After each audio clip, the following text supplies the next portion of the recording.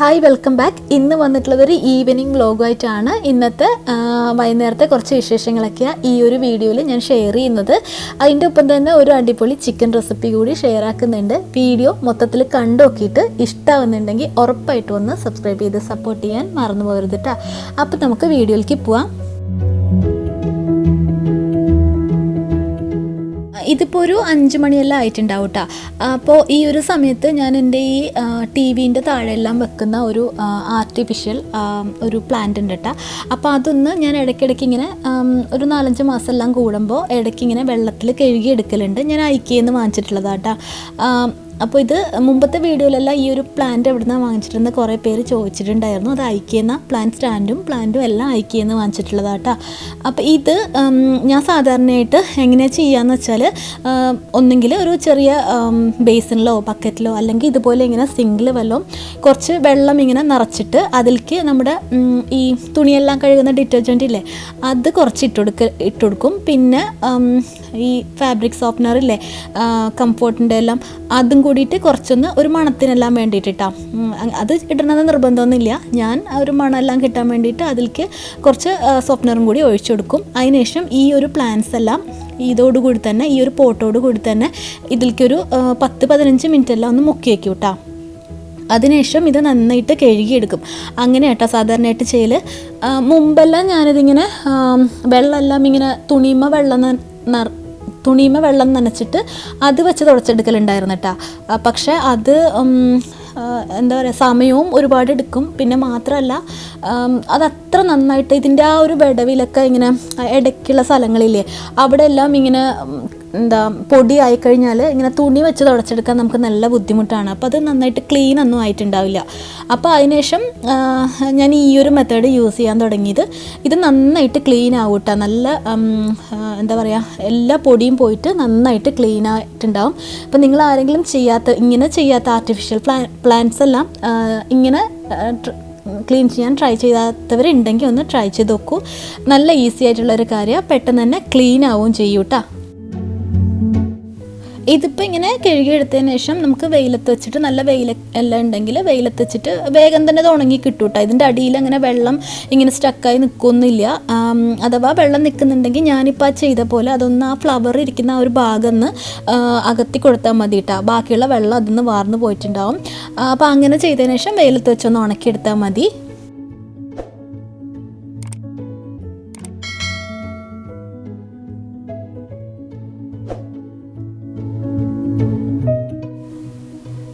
ഇനിയിപ്പോൾ ഇത് ഞാൻ ഈ ഉള്ളിൽ വെക്കുന്ന ഒരു എന്താ പറയുക ഡൈനിങ് ടേബിളിൻ്റെ മുകളിലും അങ്ങനെ പ്രത്യേകിച്ചൊരു സ്ഥലമൊന്നുമില്ല കേട്ടോ. മാറ്റി മാറ്റി വെക്കും. അങ്ങനെയുള്ളൊരു മണി പ്ലാന്റ് ആട്ടോ ഇത്. അപ്പോൾ ഇത് കുറച്ച് ദിവസമായിട്ട് ഞാൻ സാധാരണയായിട്ട് ഇതിലൊക്കെ ഒരു 2 ആഴ്ചയെല്ലാം കൂടുമ്പോൾ മാത്രമേ ഉള്ളൂ വെള്ളം ഒഴിക്കലുള്ളൂ. അപ്പോൾ അതിനിടയ്ക്ക് വെച്ച് ഞാൻ എങ്ങനെയാണ് ചെയ്യണമെന്ന് വെച്ചാൽ ഞാനിതിലേക്ക് ഐസ് ഇട്ട് കൊടുക്കുക ചെയ്യൽ കേട്ടോ. അതിപ്പോൾ എങ്ങനെയാണെന്നുള്ളത് ഞാൻ കാണിച്ചു തരാം. അപ്പോൾ ഈ ഒരു പ്ലാന്റ് കുറച്ച് വാടിയൊക്കെ ഇരിക്കുന്നത് ഇപ്പോൾ ഞാൻ 2 ആഴ്ചയായിട്ട് ഇതിലേക്ക് ഒന്നും ചെയ്തിട്ടുണ്ടായിരുന്നില്ല. ഇതൊരു കോർണറിൽ എപ്പോഴോ ക്ലീൻ ചെയ്തപ്പോൾ മാറ്റി വെച്ചിട്ട് പിന്നെ മറന്നുപോയി, ഇതിൻ്റെ കാര്യം മറന്നുപോയി. അത് കാരണം ഇത് കുറച്ചൊന്ന് വാടി അങ്ങനെ ഇരിക്കുന്നുണ്ട്. പക്ഷേ കുഴപ്പമില്ല കേട്ടോ. ഇത് ഇനിയിപ്പോൾ നമ്മൾ കുറച്ച് വെള്ളമൊക്കെ ഒഴിച്ച് ഐസൊക്കെ ഇട്ടെടുക്കുമ്പോഴേക്ക് അത് ഫ്രഷായി വന്നോളും. അപ്പം ഞാൻ നേരത്തെ പറഞ്ഞ പോലെ ഇതിലേക്ക് എങ്ങനെയാണ് ഐസ് ഇട്ട് കൊടുക്കണമെന്ന് കാണിച്ചു തരാം. ഇതിപ്പോൾ സാധാരണ ഐസ് ക്യൂബ് ഇട്ടാണ് ഞാൻ ഫ്രിഡ്ജിൽ നിന്ന് എടുത്തിട്ടുള്ള ഐസിൻ്റെ ക്യൂബ്സാണ് ഇത്. ഇപ്പോൾ ഈ ഒരു ചെടി അത്യാവശ്യം കുറച്ചായിട്ട് വെള്ളമൊന്നും ഒഴിക്കാണ്ട് വാടി ഇരിക്കുന്നതുകൊണ്ട് തന്നെ ഇതിലേക്കൊരു 8-10 ക്യൂബ്സ് ഞാൻ ഇട്ട് കൊടുക്കുന്നുണ്ട്. അതിങ്ങനെ വാടി ഇരിക്കുന്നതുകൊണ്ട് മാത്രം കേട്ടോ. അല്ലാതെ ഞാൻ സാധാരണയായിട്ട് എപ്പോഴും ചെയ്യലെന്ന് വെച്ച് കഴിഞ്ഞാൽ ഇൻഡോർ പ്ലാന്റ്സിലൊക്കെ ഒരു 4-5 ദിവസമെല്ലാം കൂടുമ്പോൾ 4-5 അല്ലെങ്കിൽ 3-4 അങ്ങനെയെല്ലാം ഒരളവിൽ നമുക്ക് തോന്നൂല എത്ര വേണം എന്നുള്ളത്. അപ്പോൾ അങ്ങനെ 3-4 ഐസ് ക്യൂബ്സ് ആ ഒരു ചെടിയിലേക്ക് ഇട്ട് കൊടുക്കും. അങ്ങനെയാട്ടാ ചെയ്യൽ. അല്ലാണ്ട് ഞാൻ ആഴ്ചതോറും ഈ പ്ലാന്റ്സ് എടുത്തുകൊണ്ട് പോയിട്ട് നനയ്ക്കുമോ അല്ലെങ്കിൽ വെള്ളം ഇതിലേക്ക് ഒഴിച്ചു കൊടുക്കുമോ അങ്ങനെയൊന്നും ചെയ്യലില്ല. പിന്നെ വെള്ളം ഒഴിക്കണം എപ്പോഴാന്ന് വെച്ചാൽ ഒരു എന്താ പറയുക 3-4 ആഴ്ചയെല്ലാം കൂടുമ്പോൾ മാത്രം ഇതിലേക്ക് കുറച്ച് വെള്ളം ഒഴിച്ചു കൊടുക്കും. അങ്ങനെയാട്ടാ ചെയ്യൽ. അപ്പോൾ ഇത് അങ്ങനെ പക്ഷേ നമ്മളിത് കറക്റ്റായിട്ട് തന്നെ ചെയ്യണം കേട്ടോ. അത് ഒരുപാട് അങ്ങോട്ട് ഡ്രൈ ആവുന്നതിന് മുമ്പ് തന്നെ മണ്ണ് ഒരുപാട് ഡ്രൈ ആവുന്നതിന് മുന്നേ തന്നെ ഐസ് ക്യൂബ്സ് ഇട്ട് കൊടുക്കുക. ഇങ്ങനെ ചെയ്യാത്തവരുണ്ടെങ്കിൽ ഒന്ന് ചെയ്ത് നോക്കൂ. ഇത് നല്ല ഈസി ആയിട്ടുള്ളൊരു മെത്തേഡാണ് കേട്ടോ. അതുപോലെ തന്നെ പ്ലാന്റ് നല്ല ഫ്രഷ് ആയിട്ട് ഇരിക്കുകയും ചെയ്യും. എന്ന് വെച്ചിട്ട് ഐസ് ക്യൂബ് മാത്രം ഇട്ട് നിൽക്കരുത് കേട്ടോ. ഇടയ്ക്ക് വെള്ളവും കൂടിയിട്ട് ഒഴിച്ചു കൊടുക്കണം. ഞാൻ പറഞ്ഞത് കണ്ടിന്യൂസ് ആയിട്ട് ഐസ് ക്യൂബ്സ് ഇടുന്നതിന് വെള്ളം ഒഴിക്കുന്നതിന് പകരം 3-4 ദിവസം കൂടുമ്പോൾ 1-2 ഐസ് ക്യൂബ്സ് കൊണ്ട് ഇട്ടുകൊടുത്താൽ നമ്മളങ്ങനെ എപ്പോഴും വെള്ളം ഒഴിക്കേണ്ട ഒരു ആവശ്യം വരില്ല കേട്ടോ. ഞാൻ ഉദ്ദേശിച്ചത് നിങ്ങൾക്ക് മനസ്സിലായിട്ടുണ്ടാവുമെന്ന് കരുതുന്നു. പിന്നെ ഈ ഒരു മല്ലിയും ഈ ഒരു മുളകും എല്ലാം ഇരിക്കുന്ന ആ ഒരു കുപ്പി ഞാനൊന്ന് കഴുകി വെച്ചിട്ടുണ്ടായിരുന്നു. എംപ്റ്റി ആയപ്പോൾ അതിലേക്ക് മല്ലിയും മുളകൊക്കെ ഒന്ന് നിറച്ച് വെച്ച് കൊടുക്കുകയാണ്. പിന്നെ ഈ ഒരു മല്ലിമുളകില്ലേ എത്രയൊക്കെ സൂക്ഷിച്ചു വെച്ചാലും കുറച്ച് നാൾ കഴിയുമ്പോഴേക്കും ഇതിലൊരു ജീവി, ഒരു കുഞ്ഞൊരു ഫ്ലൈ പോലെയുള്ള ഒരു ഇത് വരുന്നുണ്ട് കേട്ടോ. അപ്പോൾ അത് ഞാൻ കുറേ അധികം മെത്തേഡുകൾ നോക്കി ഓരോരുത്തർ കണ്ടിട്ട് അതൊക്കെ നോക്കിയിട്ടുണ്ടായി. പക്ഷെ അതൊന്നും വർക്കൗട്ട് ആവണില്ല കേട്ടോ. ഇപ്പോഴും കുറച്ച് നാൾ ഇരിക്കുകയാണെങ്കിൽ ഇതിലേക്ക് ആ ഒരു ഇത് വരുന്നുണ്ട്. അപ്പം നിങ്ങൾക്ക് ആർക്കെങ്കിലും അതിനെന്തെങ്കിലും സൊല്യൂഷൻ അറിയുന്നുണ്ടെങ്കിൽ എനിക്കൊന്ന് പറഞ്ഞു തരണം കേട്ടോ.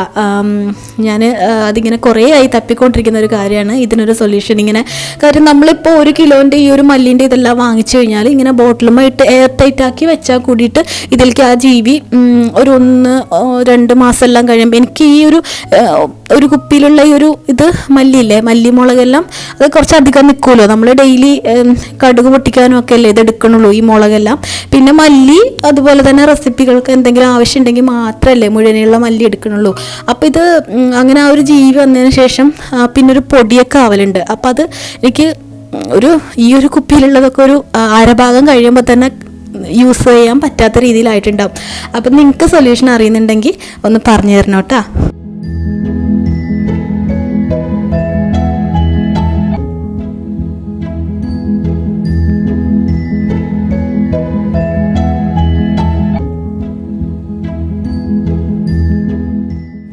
ഇനിയിപ്പോൾ ഇന്ന് രാത്രിയിൽ പുട്ടും ചിക്കൻ എന്താ പറയുക ചിക്കൻ്റെ ഒരു കറിയും പിന്നെ അതുപോലെ തന്നെ ചിക്കൻ ഫ്രൈയും ആട്ടാണ് ഉണ്ടാക്കുന്നത്. അപ്പോൾ അതിന് വേണ്ടിയിട്ടുള്ള കാര്യങ്ങൾ റെഡിയാക്കി എടുക്കുകയാണ്. ആദ്യം ഞാൻ നേരത്തെ പറഞ്ഞ ആ ഒരു ചിക്കൻ്റെ റെസിപ്പി കാണിച്ചു തരാം. ഇഞ്ചിയും വെളുത്തുള്ളി ആട്ടാ, ചെറിയ ഒരു പീസ് ഇഞ്ചിയും പിന്നെ കുറച്ച് വെളുത്തുള്ളിയും കൂടിയിട്ട് എടുത്തിട്ടുണ്ട്. അതിപ്പോൾ ഇടികല്ലുമ്മലേക്ക് ഇട്ടിട്ട് ഒന്ന് ചതച്ചെടുക്കുകയാണ്. ചതച്ചെടുക്കുമ്പോഴാണ് ഫ്ലേവർ കൂടുതലുള്ള പോലെ എനിക്ക് തോന്നിയിട്ടുള്ളത് കേട്ടോ. നമുക്കിങ്ങനെ ചോപ്പ് ചെയ്തെടുക്കണമെങ്കിൽ അങ്ങനെയും ചെയ്യാം.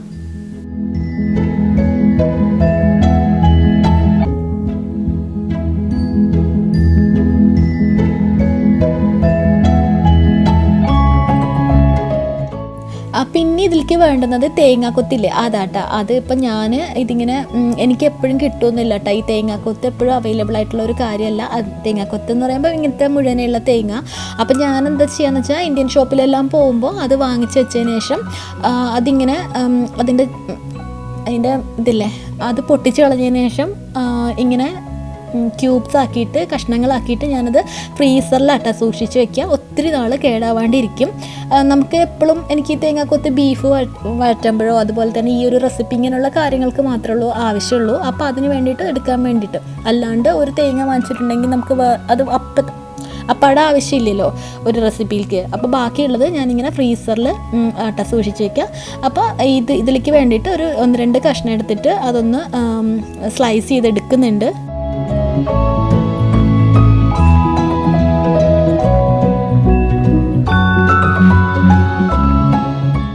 ഇപ്പോൾ പാൻ ചൂടായി വന്നിട്ടുണ്ട്. അതിലേക്ക് വെളിച്ചെണ്ണയാട്ടാ ചേർത്ത് കൊടുക്കുന്നത്. ഈ ഒരു റെസിപ്പിക്ക് വെളിച്ചെണ്ണ ഏറ്റവും ടേസ്റ്റി ആയിട്ടുള്ളത്. അപ്പം ഞാൻ വെളിച്ചെണ്ണ ഇതിലേക്ക് ചേർത്ത് കൊടുക്കുന്നത്. ചൂടായ വെളിച്ചെണ്ണയിലേക്ക് കടുക് ഇട്ട് പൊട്ടിച്ചു കൊടുക്കുന്നുണ്ട്.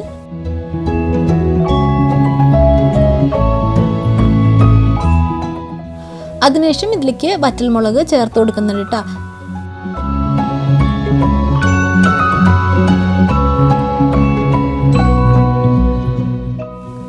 ഇനിയിപ്പോൾ ഇതിലേക്ക് നമ്മൾ അരിഞ്ഞു വെച്ചിട്ടുള്ള ആ ഒരു തേങ്ങാക്കൊത്തും കൂടി ചേർത്ത് കൊടുത്തതിന് ശേഷം തേങ്ങാക്കൊത്തെല്ലാം ഒന്ന് ചെറിയൊരു ഷെയ്ഡൊന്ന് മാറി ഒരു ബ്രൗൺ ഷെയ്ഡ്, ഒരുപാട് ബ്രൗൺ ആവാൻ പാടില്ല കേട്ടോ. ചെറിയൊരു ഷെയ്ഡ് ആവണ, ഒരു ബ്രൗൺ ഷെയ്ഡ് എല്ലാം ആവണ ആ ഒരു സമയത്ത് നമുക്ക് ഇതിലേക്ക് ബാക്കിയുള്ള ഇൻഗ്രീഡിയൻസ് ചേർത്ത് കൊടുക്കാം. ഇഞ്ചി വെളുത്തുള്ളിയൊക്കെ ചേർത്ത് കൊടുക്കാം.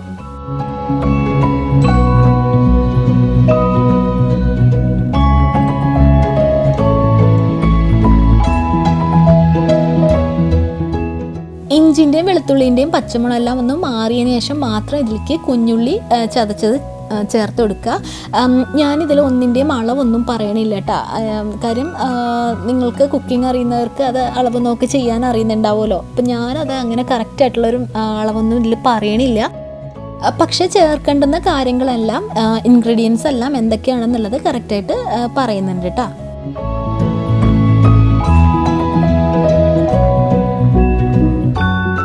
അതുപോലെ കുഞ്ഞുള്ളി ഒന്ന് വഴണ്ടി വന്നതിന് ശേഷം ഇതിലേക്ക് ഇനി മഞ്ഞൾപ്പൊടിയാണ് ചേർത്ത് കൊടുക്കേണ്ടത്.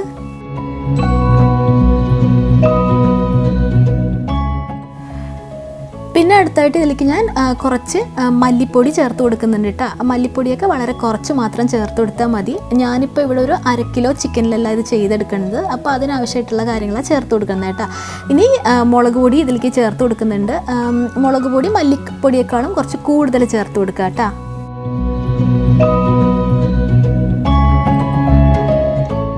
ഇനിയിപ്പോൾ ഈ ഒരു പൊടികളുടെ പച്ചമണ്ണെല്ലാം മാറി വരുന്നവരൊന്ന് റോസ്റ്റ് ചെയ്തെടുക്കുക. പൊടികളൊന്ന് റോസ്റ്റ് ആവുന്നവരൊന്ന് വഴറ്റിയെടുക്കുക. പിന്നില്ലേ ഈ ഒരു റെസിപ്പി നമ്മുടെ അവിടെങ്ങും കോമൺ ആയിട്ടുള്ളൊരു റെസിപ്പി അല്ല കേട്ടോ. ഞാനിത് കുറേ മുന്നേ ഇങ്ങനെ യൂട്യൂബിൽ എന്തോ സെർച്ച് ചെയ്യുന്ന ഒരു റെസിപ്പി നോക്കണ സമയത്ത് കണ്ടിട്ട് അങ്ങനെ ഒന്ന് കുറേ നാളെനിക്ക് മടിയായിരുന്നു കേട്ടോ ഇത് ചെയ്യാനായിട്ട്, ഈ ഒരു റെസിപ്പി ചെയ്യാനായിട്ട്. ഇതിനിടയ്ക്ക് ഇതിലേക്ക് ചിക്കൻ 1/2 കിലോ ചേർത്ത് കൊടുക്കുന്നുണ്ട് കേട്ടോ. അപ്പോൾ ഈ റെസിപ്പി എന്ന് വെച്ചാൽ നമ്മുടെ അവിടെ അങ്ങനെ കാണാത്തൊരു റെസിപ്പി ആയതുകൊണ്ട് തന്നെ എനിക്കിത് ട്രൈ ചെയ്ത് നോക്കാൻ നല്ല മടിയായിരുന്നു കേട്ടോ. ഇതെങ്ങനെ ഉണ്ടാവും എന്നൊന്നും അറിയില്ലല്ലോ. അപ്പോൾ അത് ട്രൈ ചെയ്ത് നോക്കാൻ ഒരു മടിയായിരുന്നു. പക്ഷേ അങ്ങനെ ഒരു ദിവസം കുറേ റെസിപ്പി എല്ലാം ട്രൈ ചെയ്ത് മടുത്തപ്പോൾ ഇനിയിപ്പോൾ ഇതൊന്ന് ചെയ്ത് നോക്കാം, എന്തെങ്കിലും ആവട്ടെ എന്ന് വെച്ചിട്ട്, എന്തായാലും കുഴപ്പമില്ല എന്ന് വെച്ചിട്ട് അങ്ങനെ ട്രൈ ചെയ്ത് നോക്കിയൊരു റെസിപ്പി ആയിരുന്നു കേട്ടോ. പിന്നെ ഇതിലേക്ക് ഉപ്പും ചേർത്ത് കൊടുത്തിട്ടുണ്ട്. പെരുംജീരകത്തിൻ്റെ പൊടിയും ഗരം മസാലയും കൂടിയിട്ട് കുറച്ച് ചിക്കൻ ചേർത്തതിൻ്റെ ഒപ്പം തന്നെ ചേർത്ത് കൊടുക്കുന്നുണ്ട് കേട്ടോ. അപ്പോൾ ഈ ഒരു റെസിപ്പിയുടെ കാര്യം അങ്ങനെ ഞാൻ ട്രൈ ചെയ്തൊരു റെസിപ്പി ആയിരുന്നു കേട്ടോ ഇത്. പക്ഷേ ഉണ്ടല്ലോ, ഇത് ചെയ്ത് വന്നപ്പോൾ ഇത് അടിപൊളി ടേസ്റ്റുള്ളൊരു സംഭവമായിരുന്നു. അപ്പോൾ വേറെ ഒന്നുമല്ല, ഇത് ചിക്കൻ തോരനാട്ടാ. ഇത് പുട്ടിൻ്റെ കൂടെ ഭയങ്കര അടിപൊളി ഒരു കോമ്പിനേഷനാണ്. അപ്പോൾ അതന്ന് അങ്ങനെ ഉണ്ടാക്കി നോക്കിയതിന് ശേഷം പിന്നെ ഞാനിത് ഇടയ്ക്കിടയ്ക്ക് ഉണ്ടാക്കലുണ്ട്, ഈ ഒരു റെസിപ്പി ഉണ്ടാക്കലുണ്ട്. അപ്പോൾ നിങ്ങളാരും ട്രൈ ചെയ്യാത്തൊരു റെസിപ്പി ആണെങ്കിൽ നിങ്ങളൊന്ന് ട്രൈ ചെയ്ത് നോക്കൂ. നല്ല അടിപൊളി ടേസ്റ്റി ആയിട്ടുള്ളൊരു റെസിപ്പി ആട്ടോ ഇത്. ഉണ്ടാക്കിയെടുക്കാനും കുറച്ച് ഈസി ആയിട്ടുള്ളൊരു റെസിപ്പി ആയത്. അപ്പോൾ ഈ പൊടികളെല്ലാം കൂടി ചേർത്തതിന് ശേഷം ചിക്കനും പൊടികളും എല്ലാം കൂടി ഒന്ന് മിക്സ് ചെയ്ത് ഇനിയിപ്പോൾ ഇതൊന്ന് നമുക്ക് അടച്ച് വെച്ച് കുക്ക് ചെയ്തെടുക്കാം. കുറച്ച് ഡിഫറെൻ്റ് ആയിട്ടാട്ടോ ഈ ഒരു റെസിപ്പി നമ്മൾ ചെയ്തെടുക്കൽ. ഇനിയിപ്പോൾ ഇതിലേക്ക് ചേർക്കാനുള്ള ഒരു സവാള, ഞാനൊരു ചെറിയൊരു സവാള എടുത്തിട്ടുണ്ട്. അപ്പോൾ അതൊന്ന് സ്ലൈസ് ചെയ്തെടുക്കുകയാണ്. കൂടെ തന്നെ പച്ചമുളകും കൂടി ഒന്ന് അരിഞ്ഞെടുക്കുന്നുണ്ട് കേട്ടോ.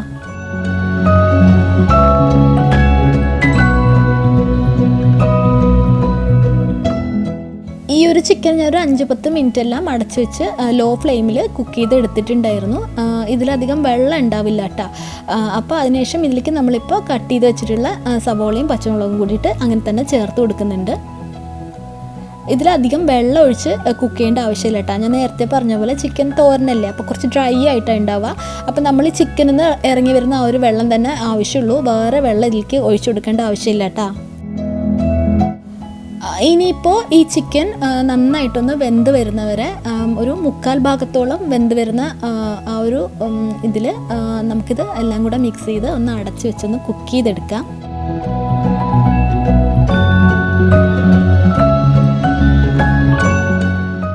ഇനിയിപ്പോൾ ഈ ഒരു ചിക്കനിലേക്ക് ചേർക്കാനുള്ള തേങ്ങയാണ് കേട്ടോ റെഡിയാക്കി എടുക്കുന്നത്. തേങ്ങ അങ്ങനെ തന്നെ ചേർക്കലില്ല. അപ്പോൾ കുറച്ച് തേങ്ങ ഞാനിതിലേക്ക് നമ്മുടെ ആ ഒരു പാകത്തിന് ആവശ്യമുള്ള തേങ്ങ എടുത്തിട്ടുണ്ട്, ചെറിയ തേങ്ങ എടുത്തിട്ടുണ്ട്. അതിലേക്ക് കുറച്ച് വേപ്പില കറിവേപ്പിലയും പിന്നെ കുറച്ച് ഗരം മസാലയും ഉപ്പും കൂടിയിട്ട് ഇട്ട് കൊടുക്കുന്നുണ്ട്. പിന്നെ ഞാൻ കുറച്ച് കാശ്മീരി മുളക് കൂടി ഒരു കളറിന് വേണ്ടിയിട്ട് ഇതിലേക്ക് ചേർത്ത് കൊടുക്കുന്നുണ്ട്. ഈ ഒരു സമയത്ത് ഇതിലേക്ക് മുളക് ചേർത്ത് കൊടുക്കണമെന്ന് നിർബന്ധം, മുളകിൻ്റെ പൊടി ചേർത്ത് കൊടുക്കണമെന്ന് നിർബന്ധമൊന്നുമില്ല കേട്ടോ. പിന്നെ കൈയും കൊണ്ട് ഇത് നന്നായിട്ടൊന്ന് മിക്സ് ചെയ്തെടുക്കുക കേട്ടോ. നല്ല പ്രസ് ചെയ്തിട്ട് ഒന്ന് മിക്സാക്കി എടുക്കുക. നല്ല ഒന്ന് എന്താ പറയുക, നല്ലോണം അതിലേക്കൊക്കെ ഒന്ന് പിടിക്കണ തരത്തിൽ, മസാല പിടിക്കണ തരത്തിലൊന്ന് പ്രസ് ചെയ്ത് ഒന്ന് മിക്സ് ചെയ്തെടുക്കുക.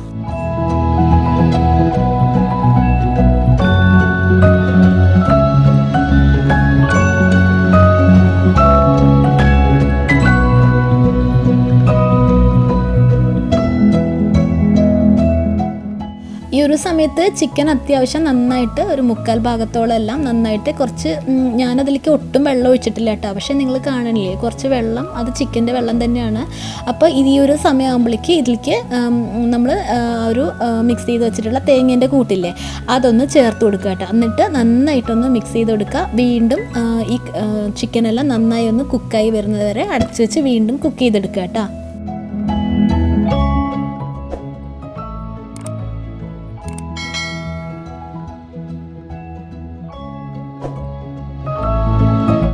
ഇതിനിടയ്ക്ക് ചിക്കൻ ഫ്രൈ ആക്കാനുള്ള ഒരു പാൻ കൂടിയിട്ട് ഒരു ഇരുമ്പിൻ്റെ ചീനിച്ചട്ടി കൂടി ഞാൻ വെച്ചുകൊടുത്തിട്ടുണ്ട്.